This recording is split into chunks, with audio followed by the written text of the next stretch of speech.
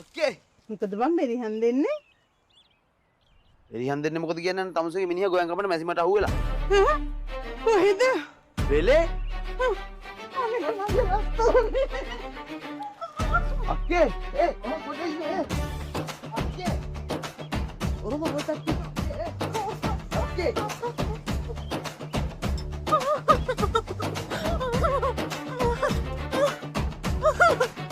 ඔයාට මොකද උනේ?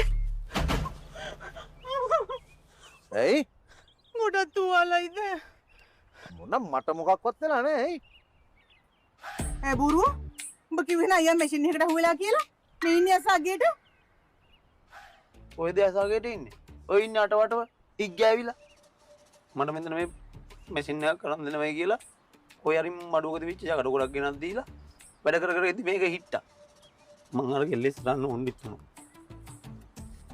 මෙයා මේ ගෝයන් කපන මැෂිමට අහුවෙලා. මං ඒක කිව්වේ. අනේ මේ නොදන්න මකුල් දොඩවන්න නැතුව හිටහන්. ලෙඩ රෝග ඇදකුද ඔක්කොම දැනගෙන තමයි ගෙනාවේ. ඇදකුද දිනවනම් මොකටද ගෙනාවේ? ඇදකුද දිගෑර ගන්න හැටි දන්න හන්ද ගෙනාවේ. දිගාරි මේ වහදපු කොම්පැනිවත් දැන් තියෙනවත් දන්නේ නැහැ. දැන් කොහෙන්ද මෙයා මේ වලට කැලි හොයන්නේ? ඒකනේ අනේ නිකන් සල්ලි නාස්ති කරලානේ. ඔයත් ඉතින් මේ පිස්සෙක් කියන දේවල් අහනවනේ. ඔය ඉතින් මූ දන්න තරමනේ. මේ රටේ ඔය මොන කොම්පැනිය මොන ගෝයන් කපන මැෂිම මොන ට්‍රැක්ටරේ එකී මෙකී නොකී හේනට කුඹුරට දාන මොන මැෂිම ගෙනාවත් කොම්පැනිය නැතත් කුරුණෑගල සමාටා මෝටර්ස් එකේ තියෙනවා අමතර කොටස් ගන්න. සමහරු මැෂින් ගන්න සමාටා මෝටර්ස් එකෙන් අමතර කොටස් ගෙන්නනවද කියලා අහලා එච්චරට විශ්වාසයි. යකෝ අවුරුදු 15ක් තිස්සේ අමතර කොටස් ගෙන්නන ඔය කොම්පැනියේ මේකට ගන්න කෑලි නැද්ද බං? ෆියුචර් කියලා ඒගොල්ලන්ගේම ලේබල් එකකුනුත් අමතර කොටස් ගෙන්න.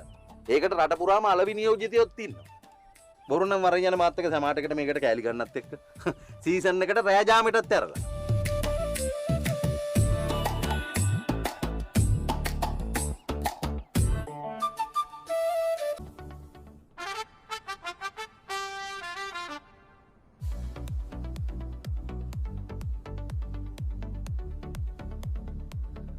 අම්මපු මේ වල එකම තමයි මට හිතෙන්නේ කොච්චරවත් කෙඩෙන මැෂිමක් ගන්න.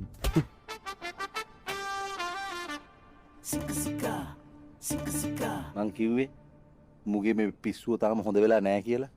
කරාබුවක් වලල්ලක් දැක්ක ගමන් ආයි ටක් ගාලා පිස්සුව මෝදු වෙනවා. ඊළුවක් කන එකේ මට මොකටද කැඩිච්ච මැෂින්? මුදලාලිගේ දූ බඳිනකොට දෑවැද්දට අලුතෙන් මැෂින් එකක් අරන් ඉල්ලනවා මං. කවුද මුදලාලිගේ දුව? ඇයි යන්නේ? එදා අපි ඒ ගිහිපිලෝයේ තේ ඇල්ලුවේ. අර කුඹුරට කෑමත් තරන් ආවේ.